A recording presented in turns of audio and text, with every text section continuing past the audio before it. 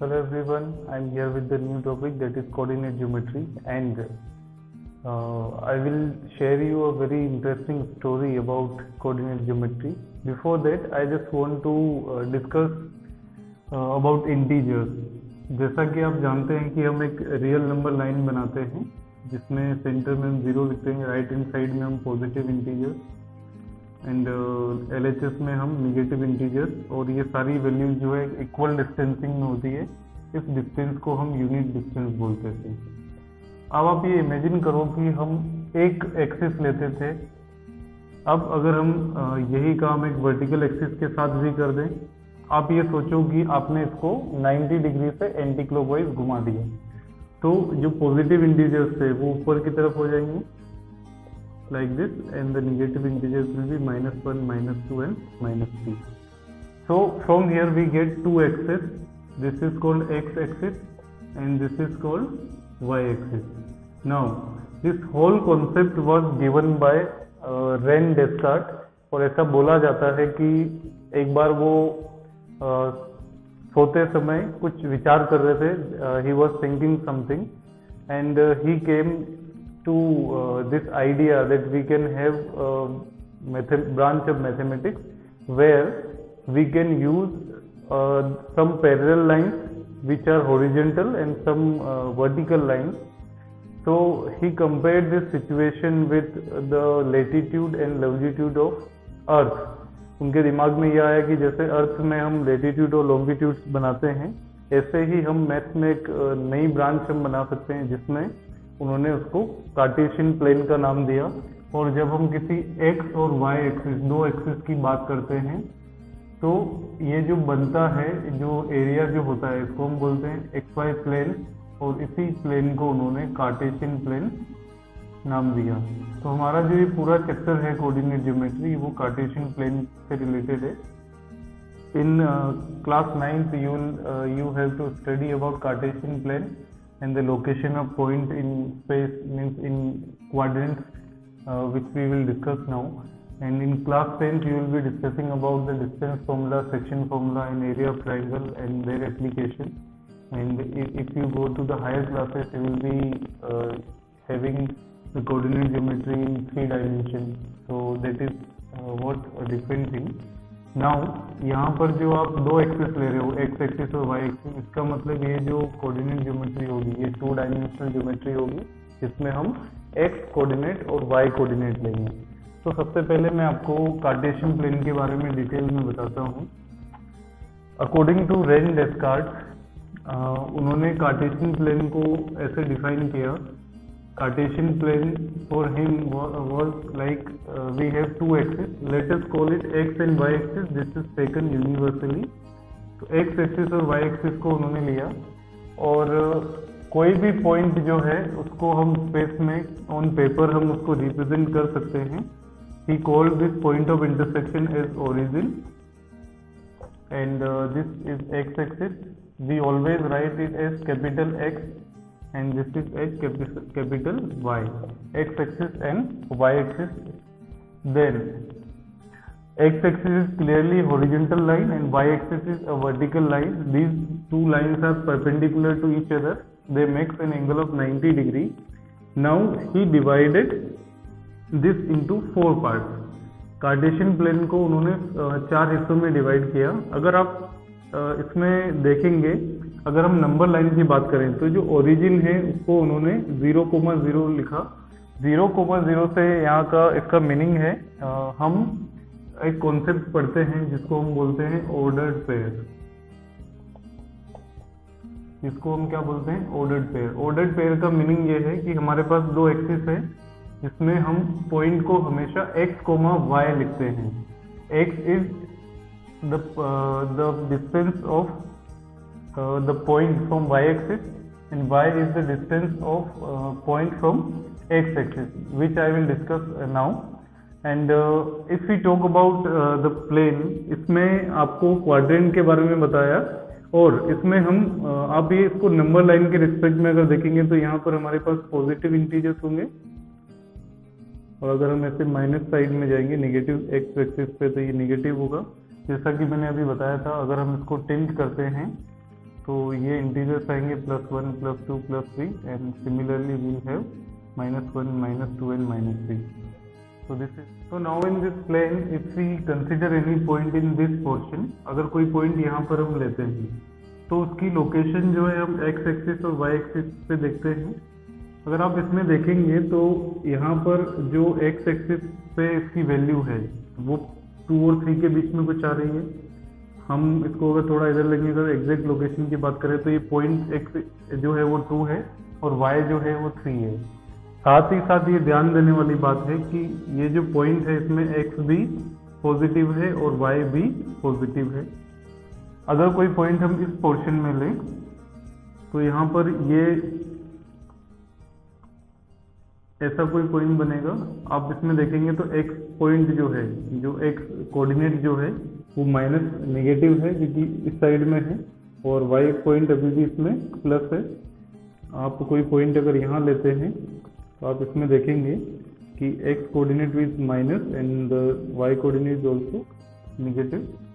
Then if we consider any point over here we are getting this as the x coordinate is now plus and the y coordinate is minus. तो ये जो notation है ये उन्होंने दिया. और जब भी हम किसी पॉइंट को लिखते हैं तो हम उसको ऑर्डर्ड पेयर में लिखते हैं. Ordered pair means the position of x coordinate and the y coordinate is fixed.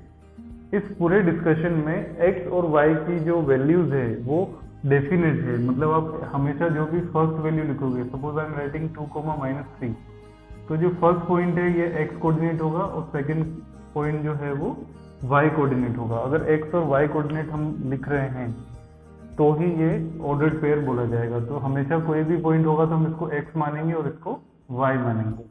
तो यहाँ पर जो मैंने प्लस और प्लस लिखा है इसका मीनिंग ये है कि x कोऑर्डिनेट प्लस है और y कोऑर्डिनेट भी पॉजिटिव है. यहाँ पर x कोऑर्डिनेट नेगेटिव है, y कोऑर्डिनेट पॉजिटिव है. y and x both are, x coordinate and y coordinate both are negative. x coordinate is positive and y coordinate is negative. So this whole setup was given by Rene Descartes and. और इसमें जो 4 location मैंने आपको बताई, इस location को उन्होंने बोला क्वाड्रेंट. आप ये समझ लें कि हम इस पूरे प्लेन को 4 इक्वल हिस्सों में डिवाइड कर रहे हैं क्योंकि ये लाइन ऐसे इंफिनिटी तक जा सकती है. तो आप ये सोच लें कि इस प्लेन को आप 4 पार्ट्स में डिवाइड कर रहे हैं. जब इसमें दोनों वैल्यू पॉजिटिव आती है, x और y दोनों ही पॉजिटिव होते हैं, तो इन्होंने इसको फर्स्ट क्वाड्रेंट बोला. This is known as quadrant. So this is the first quadrant. When the x is negative and y is still positive, this particular location is second quadrant. A point in which the x coordinate is negative and y coordinate is positive is said to be in second quadrant. Then if both are negative, then the such point is in third quadrant. And if x is positive and y is negative, then such a point is in fourth quadrant. So this is how we define the quadrant in which a plane, xy plane let us call, is divided into 4 parts, and each part is known as quadrant, in which if both the x and y coordinates are positive, then such a portion of plane is called first quadrant. If x is negative and y is positive, this is second quadrant. If x and y both are negative, then this is third quadrant. And if x is positive and y is negative, this is called fourth quadrant. तो आप ये देख सकते हैं कि इसमें जो quadrant का जो लोकेशन है वो एंटी क्लॉकवाइज है. पहले ये पोर्शन आएगा first, then second, then third and then fourth. तो हमेशा जो क्वाड्रेंट को हम देखेंगे तो उसमें हमको प्लस और माइनस को देख के इसको हमको डिफाइन करना है कि कौन से क्वाड्रेंट में आएगा.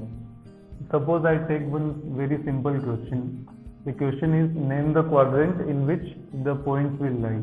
तो मैंने कुछ पॉइंट्स ले लिए हैं 3, 2,